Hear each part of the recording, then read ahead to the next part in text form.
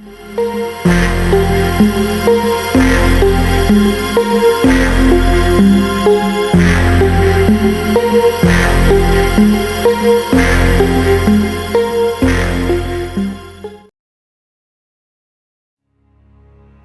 पुराने समय की बात है। पूनम नगरी नाम का एक राज्य था। यह राज्य सुख समृद्ध और खुशहाल था, क्योंकि इस नगर का राजा दिग्विजय सिंह था, जो चतुर, समझदार, दयालु और पराक्रमी राजा था। राजा अपनी प्रजा को अपने पुत्र के समान प्यार करता था। राजा दिग्विजय को अपनी प्रजा इतनी प्रिय थी कि वह रात के अंधेरे में भी अपना भेष बदलकर प्रजा के हाल समाचार जानने के लिए पूनम नगरी में भ्रमण किया करते थे। ऐसे ही एक दिन राजा दिग्विजय अपना भेष बदलकर नगर में भ्रमण करने के लिए निकले। राजा को भ्रमण करते करते कुछ समय बीत जाता है। राजा दिग्विजय नगर के परिक्रमा वाले मार्ग से गुजर रहे थे। उसी रास्ते के दूसरी ओर एक घना जंगल था। तभी राजा दिग्विजय ने उस तरफ अचानक ही देखा, एक लकड़हारा अपने कंधे पर कुल्हाड़ी लिए जंगल की ओर जा रहा है।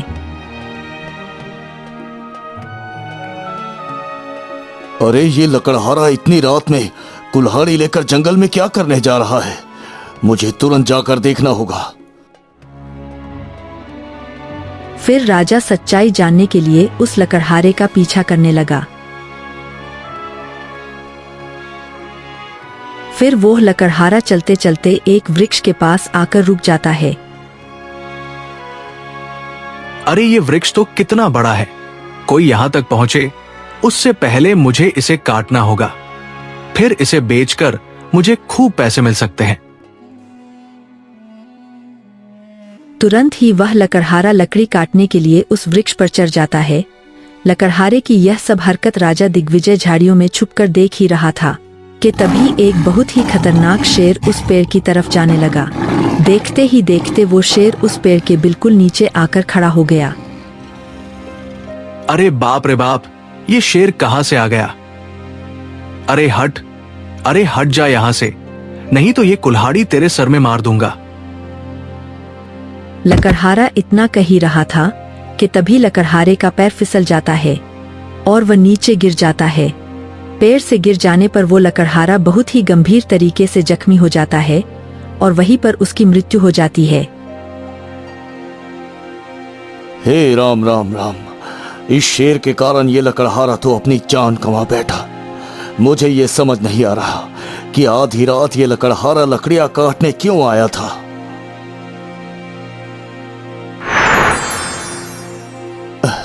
नहीं, ऐसा नहीं हो सकता। जरूर मेरी आंखों को धोखा हो रहा है। मुझे तो विश्वास नहीं हो रहा है, आखिर ये शेर एक सुंदर युवती में कैसे बदल सकता है? आखिर ये कौन है? मुझे तो ये दृश्य मायावी लगता है। अब तो मुझे इस बारे में जानना ही पड़ेगा। राजा दिग्विजय यह सब कुछ देखकर आश्चर्यचकित हो जाते हैं। राजा दिग्विजय यह सोच रहे थे कि अब यह जो शेर सुंदर युवती में बदल गया है, अब वह क्या करेगा। थोड़ी ही देर बाद राजा के दो नौजवान सेनापति जो रात्रि के समय पर पहरा दे रहे थे, घूमते घूमते उधर ही आ गए और सहयोग से वह दोनों सगे भाई थे। भैया, ये तो कितनी सुंदर लड़की है, मानो स्वर्ग से अप्सरा धरती पर उतर आई हो। मेरा मन तो इस सुंदर लड़की से विवाह करने का हो रहा है। बड़े भाई के होते हुए छोटा कैसे विवाह कर सकता है? रिश्ते में बड़ा होने के नाते पहले मैं इस सुंदर लड़की से विवाह करूंगा। हाँ भैया, हर वक्त ये जरूरी नहीं है कि आप बड़े हो तो कोई भी चीज पहले आपको मिलनी चाहिए। ये सुंदरी मुझे पसंद आई है, पहले मैंने इसे देखा है, इसलिए विवाह भी मैं ही करूंगा। हाँ। अरे तू कैसा भाई है? नहीं, तू तो मेरे से छोटा है। छोटे भाई का धर्म होता है कि वो बड़े भाई के आदेश का हमेशा पालन करे, परंतु तुम मेरे आदेश का पालन नहीं करते। कुछ ही समय में उन दोनों में विवाह के बात पर विवाद शुरू होता है और कुछ देर ऐसे ही विवाद शुरू रहा। अरे हम दोनों तो व्यर्थ में ही झगड़ रहे हैं। क्यों ना हम उसी सुंदर लड़की से पूछ लेते हैं कि वो किसके साथ विवाह करने के लिए इच्छुक है, या तो तुम्हारे साथ नहीं तो मेरे साथ। वो हम दोनों में से जिसको पसंद करेगी उसी के साथ विवाह हो जाएगा। हाँ हाँ बड़े भैया, अब आई अकल तुम्हारे ठिकाने में। चलो चलकर उसी से पूछ लेते हैं कि वो हम दोनों में से किसको पसंद करती है। हाँ इस प्रकार आपस में समझौता करके वह दोनों भाई उस सुंदर युवती के पास पूछने के लिए जाते हैं। हे सुंदरी, आप कौन हो और यहाँ इतनी रात में क्या कर रही हो? मेरी कहानी बहुत लंबी है। मुझे एक ऋषि ने श्राप दिया है, इसीलिए मुझे इस वीरान जंगल में रहना पड़ता है। और मेरा श्राप तभी टूट सकता है जब कोई बलशाली पराक्रमी मुझसे विवाह करे। इतना सुनते ही वे दोनों भाई मन ही मन में बहुत खुश होते हैं। सुंदरी, हम दोनों ही बलशाली और पराक्रमी हैं। अब तुम ही फैसला करो कि तुम्हें किसके साथ विवाह करना है। मैं तुम दोनों में से किसी एक से विवाह तो करूंगी, पर मेरी एक शर्त है। अच्छा सुंदरी, जल्दी बताओ आखिर तुम्हारा शर्त क्या है? तुम दोनों में से जो अधिक बहादुर तथा शूरवीर होगा उसी से मैं विवाह करूंगी, और इसका फैसला तुम्हें अभी करना होगा। अच्छा तो ठीक है सुंदरी, मैं अभी तुम्हें अपने वीरता का परिचय देता हूँ। हाँ हाँ सुंदरी, मैं भी अपनी वीरता का परिचय तुम्हें देता हूँ। हाँ। इतना कहते ही वे दोनों सगे भाई एक दूसरे को उस युवती के सामने सिद्ध करने के लिए मन में विवाह की इच्छा लेकर एक दूसरे से युद्ध करने के लिए तैयार होते हैं। उस युवती को पाने के चक्कर में वे दोनों सगे भाई एक दूसरे को तलवार से मारते हैं और तुरंत ही उन दोनों की तड़प तड़प कर मृत्यु हो जाती है। उन दोनों सगे भाई की मृत्यु के तुरंत बाद ही वह सुंदर लड़की दूसरी दिशा में चली जाती है। अरे यहाँ पर ये क्या चल रहा है? क्या ये सब मेरी आंखों से जो दिखाई दे रहा है वो सत्य है? मुझे तो अपने आप पर विश्वास नहीं हो रहा है। अगर ये सत्य है तो मुझे उस युवती का पीछा करना पड़ेगा और इसके बारे में सब कुछ जानना पड़ेगा। आखिर वो सुंदरी कौन है और उस सुंदरी का मकसद क्या है? पेड़ से लकड़हारे का नीचे गिरना, फिर शेर से एक सुंदर युवती में बदलना, आखिर ये कैसे संभव हो सकता है? ये किसी विचित्र माया की तरह है। मैंने आज से पहले ऐसा दृश्य कभी नहीं देखा, ना किसी से सुना है। मुझे इसका पीछा करना चाहिए। हाँ, इसका पीछा करना चाहिए। राजा दिग्विजय ने उस लड़की का पीछा किया और वह उस सुंदर युवती के पीछे अपने आप को छुपते छुपाते चलने लगा।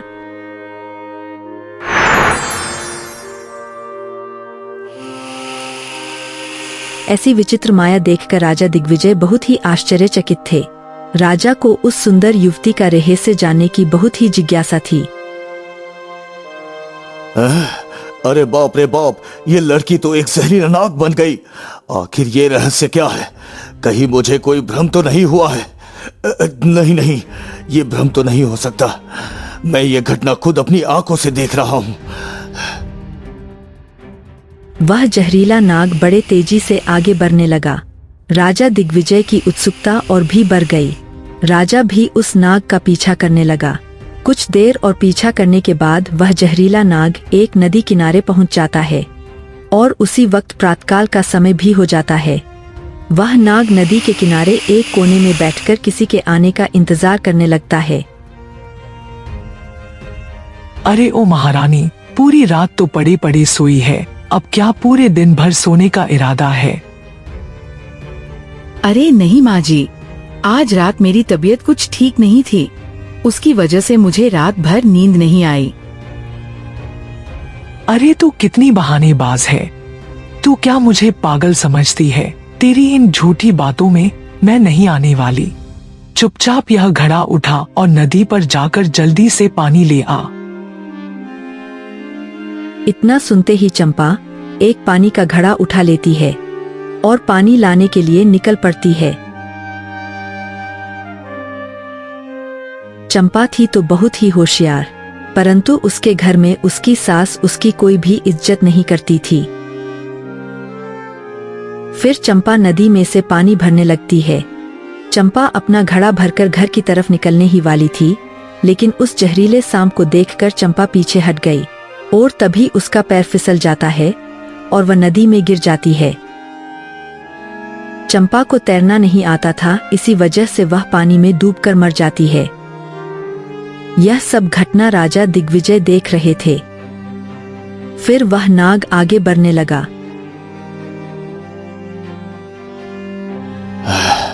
मुझे तभी इस रहस्य का पता चलेगा जब मैं इसका पीछा करता रहूंगा। राजा दिग्विजय ने उस जहरीले नाग का पीछा नहीं छोड़ा। कुछ देर पीछा करने के बाद राजा को एक बार फिर से आश्चर्यचकित होना पड़ा। राजा ने देखा कि वह जहरीला नाग अब एक ऋषि में बदल गया है। बहुत ही अद्भुत, अविश्वसनीय है ये। अब यही सही समय है। अब मैं बहुत आसानी से इस ऋषि को पूछ सकता हूं कि आखिर ये कौन है। प्रणाम ऋषि जी। ऋषि ने राजा का अभिवादन स्वीकार किया। तभी राजा दिग्विजय ने ऋषि को एक प्रश्न किया। हे मायावी, सत्य सत्य बताइए कि आखिर आप कौन हैं? क्या तुम्हें दिखाई नहीं देता? मैं एक ब्राह्मण हूं, ब्राह्मण।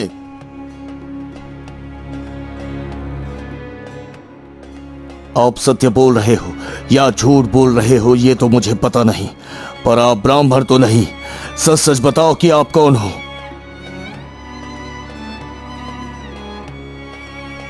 अच्छा, तो बात ऐसी है, तो फिर तुम ही बता दो कि मैं कौन हूं।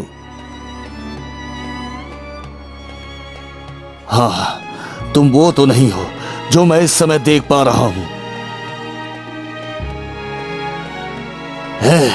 मैं जो भी हूं, तुम्हें इससे क्या लेना देना? तुम अपने काम से काम रखो।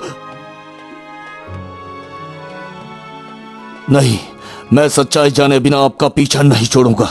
आपको सच्चाई बतानी ही पड़ेगी। मैंने तुम्हें कितनी बार बताया कि मैं एक वृद्ध ब्राह्मण हूं, ब्राह्मण। आप मुझसे इस तरह झूठ नहीं बोल सकते। मैं आपका तब से पीछा कर रहा हूं जब आप शेर बने हुए थे। उस समय आपने उस लकड़हारे को मारा। उसके बाद आप एक सुंदर युवती बने। सुंदर युवती बनकर आपने मेरे दो होनहार सेनापति, जो आपस में सगे भाई थे, उन्हें आपस में ही मरवाया। उसके बाद आप एक जहरीला नाग बनकर नदी किनारे पानी लाने गई एक औरत को पानी में फिसलकर गिरने पर मजबूर किया।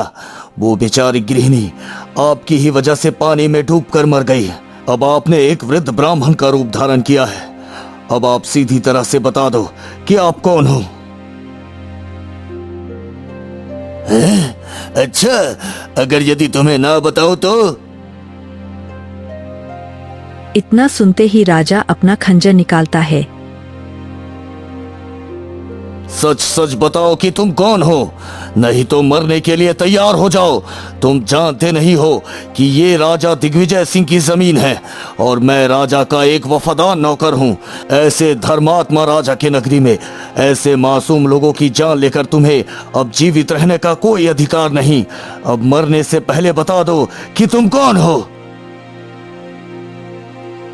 हाँ, मैं भली भांति जानता हूँ कि ये महापराक्रमी राजा दिग्विजय की नगरी है, और मैं ये भी जानता हूँ कि तुम ही वो कीर्तिमान राजा दिग्विजय हो। फिर भी एक बात जान लो कि तुम मुझे नहीं मार सकते, बल्कि एक दिन ऐसा आएगा कि मैं ही तुम्हें मरने के लिए मजबूर कर दूंगा। हाँ। ऋषि की ऐसी बातें सुनकर राजा दिग्विजय सोचने लगे, मुझे इस भेष में जानने वाला यह कोई साधारण मनुष्य नहीं हो सकता। जरूर ये कोई असाधारण व्यक्ति है। आदरणीय, जब आपने मुझे पहचान ही लिया है तो आप ही बताइए कि आप कौन हो। किसी ने सत्य ही कहा है कि इस पूरे संसार में 4 ही प्रकार के हट प्रसिद्ध होते हैं। राजहट, बालहट, स्त्रीहट और योगहट। तुम एक पराक्रमी राजा हो और अपने राजहट पर अड़े हो। मुझे पता है कि बिना मेरी सच्चाई जाने बगैर तुम मानोगे नहीं, इसलिए मुझे बताना ही पड़ेगा कि मैं कौन हूँ। इसलिए हे राजा, ध्यान से सुनो। मेरा नाम काल है। तुम तो जानते ही हो कि इस संसार में जो भी आया है उसे एक न एक दिन यहाँ से जाना ही है, इसलिए इसे मृत्यु लोक भी कहा जाता है। जब प्राणी माता के गर्भ में आता है तभी उसका शरीर बनने के बाद आत्मा प्रवेश करती है, तभी वो सजीव होता है। उसी समय उसके मृत्यु का स्थान और आजू बाजू की परिस्थिति निश्चित होती है, अर्थात उसकी मृत्यु किस प्रकार होगी ये वो विधाता की ओर से तय होता है। हे राजन, तुम ये भी जानते हो कि समस्त दुनिया के प्राणी मात्रा का लेखा जोखा चित्रगुप्त के पास होता है। जब भी कोई प्राणी मात्रा के मृत्यु का समय आ जाता है वो धर्मराज यानी कि यमराज को सूचित करते हैं। फिर धर्मराज उस प्राणी को मृत्यु प्रदान करने की आज्ञा भगवान शिव से मांगते हैं। जब भगवान शिव आज्ञा देते हैं तब धर्मराज मुझे यानी कि साक्षात काल को आज्ञा देते हैं। तब मैं मृत्यु लोक यानी कि पृथ्वी लोक पर आता हूँ। मुझे ये पता रहता है कि किस प्राणी की किस समय पर, किस जगह पर और किस परिस्थिति में मृत्यु होगी। मैं उस प्राणी को निश्चित समय पर और सही जगह पर दे जाता हूँ। जहाँ पर उसकी मृत्यु लिखी हुई है वो प्राणी अथवा मनुष्य किस प्रकार से मरने वाला है उस प्रकार की परिस्थिति मैं निर्माण करता हूँ। तुम फिर भी झूठ बोल रहे हो। मैंने स्वयं अपनी आंखों से देखा है। उस लकड़हारे की कोई गलती नहीं थी। उसके मृत्यु का कारण तुम ही थे। हाँ, ये सत्य है कि मैं ही उस लकड़हारे की मृत्यु का कारण था, लेकिन सांसारिक लोग तो यही समझते हैं कि लकड़हारे की मृत्यु वृक्ष के गिरने से ही हुई है और मुझे तो मृत्यु देव धर्मराज के आदेश का पालन करना ही पड़ता है। हे राजन, अगर मैं उन दो सगे सेनापति भाइयों के बारे में बात करूं तो उनकी मृत्यु भी एक दूसरे के हाथों ही लिखी थी। यही विधि का विधान है। वो सुंदर लड़की तो उन दोनों के मौत का कारण थी। उसके लिए मुझे एक सुंदरी युवती बनना पड़ा। यही लिखा था तो फिर नदी पर पानी लाने गई उस गृहिणी का क्या दोष था? वो तो कितनी मासूम थी। हाँ राजन, उसकी मृत्यु तो पानी में डूबकर मरने से ही लिखी थी। असल में लोगों की नजर में उसकी सास बहुत दुष्ट थी। लोगों के नजरिए से तो उसे पहले ही मर जाना चाहिए था, पर ऐसा नहीं हुआ। लोगों की नजरों में तो वो स्त्री बहुत ही अच्छी थी, फिर भी उसे मरना पड़ा क्योंकि उसके पिछले जन्म के कर्म उसे इस जन्म में भुगतने थे। उसने तो वो स्त्री रूप शरीर छोड़ा है, आत्मा तो अमर है। उसके भाग्य में ऐसा ही लिखा था। हे राजन, अब तो आप अच्छी तरह से जान चुके होंगे कि मैं कौन हूँ और आपकी नगरी में क्यों आया था। आप ये भी जान चुके होंगे कि समय, स्थान और परिस्थिति की प्राणी मात्रा के जीवन में कितनी महत्वपूर्ण भूमिका होती है। हे राजन, अब मैं चलता हूँ। रुकिए, हे कालदेव, आपने मुझे बहुत ही अच्छी जानकारी देकर मेरी आंखें खोल दी है, जिसके लिए मैं सच्चे दिल से बहुत आभारी हूँ। कृपया जाने से पहले एक बार मुझे मेरे प्रश्न का उत्तर दे दीजिए। हाँ बताइए राजन, क्या प्रश्न है? हे कालदेव, मुझे सिर्फ ये बताइए कि मेरी मृत्यु किस समय, किस स्थान पर और कैसी परिस्थिति में होगी। हे राजन, यदि मैंने आपको पहले से ही मृत्यु का स्थान बता दिया तो इसी क्षण से आप मृत्यु की भय से चिंताग्रस्त हो जाएंगे, और आपको तो पता ही है कि चिंता चिता के समान होती है। अभी तो आपको आपके प्रशासन काल में बहुत ही शुभ और प्रजा कल्याण के कार्य करने बाकी है। और एक बात राजन, यदि मनुष्य पहले से ही अपने मृत्यु के बारे में जान ले तो वो मनुष्य अपना जीवन खुशी से जी नहीं पाएगा। वो अपनी मृत्यु की चिंता में हमेशा खोया रहेगा और वो चिंताग्रस्त होकर बीमार पड़ जाएगा। इसी कारण मैं तुम्हें ये नहीं बता सकता कि तुम्हारी मृत्यु किस समय, किस स्थान पर और कैसी परिस्थिति में होगी। लेकिन जो विधि का विधान है वो त्रिकाल अटल है, उसे किसी भी प्रकार से टाला नहीं जा सकता। जो नसीब में होना है वो होकर ही रहेगा, चाहे कोई लाख चतुराई या अन्य कोई प्रयास करे, लेकिन विधि का लेख नहीं मिटता है। इतना कहकर वह ब्राह्मण अदृश्य हो जाता है।